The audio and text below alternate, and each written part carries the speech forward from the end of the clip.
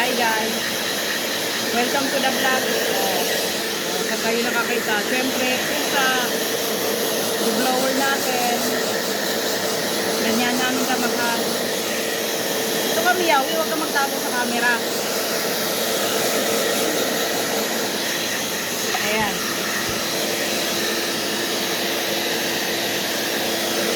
Nawala yung supply mo, saan ko kaya linagay?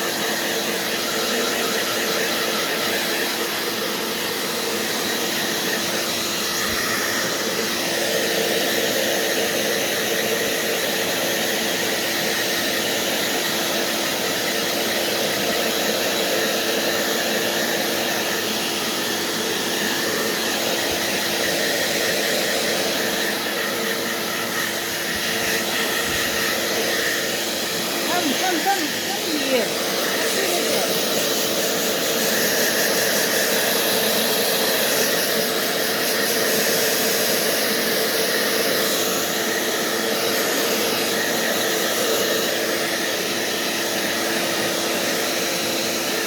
Iba talagang shampoo yun, ano? Malaki.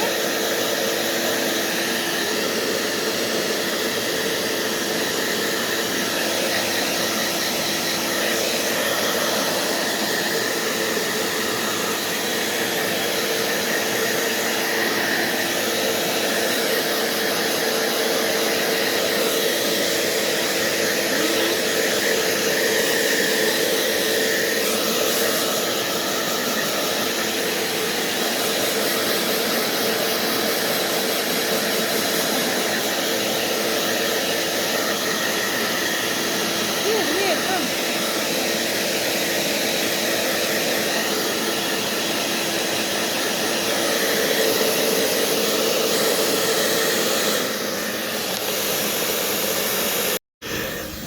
Ayan.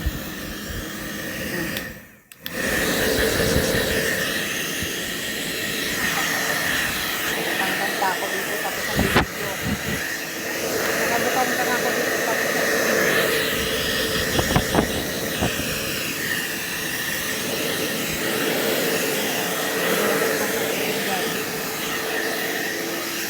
Ay, tama na nga Miyawi. Ayan. Dami mong buhok, oh. Tapos na si Miyawi. Mabango ka na ba? Yala, go. Guys. Lalabas yan. Ayan, dahil sa tapos na maligo yung nanay, si Miyawi, syempre, lambing time naman para sa anak na si Tiger. Ayan, ang makulit na pusa namin na si Tiger na malambing din katulad ng mama niya.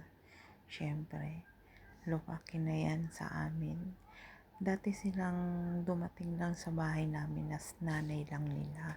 Si Miyawi, yung kaninang pinalikuan ko. Tapos, nanganak siya ng dalawa, si Tiger and Blackie, pero hindi pinalad si Blackie, namatay. And nabuhay naman si Tiger na napakakulit na pusa at ang lambing-lambing. Pero sa sobrang kakulitan niya, ayan, tinaihan niya yung gamit ng tita niya Krishna, na isa rin na nagmamahal sa kanya. Nakasama ko dito sa bahay. At ayan, tingnan nyo naman, tulog na tulog ang pusang makulit. Kasi bakit? Bagong ligo siya dyan at napakabango pa. Kaya ang sarap-sarap yakapin at sarap-sarap lamog-lamogin ng pusa na yan. Ayan, sarap ng tulog, sarap buhay. Sarap buhay ni Tiger.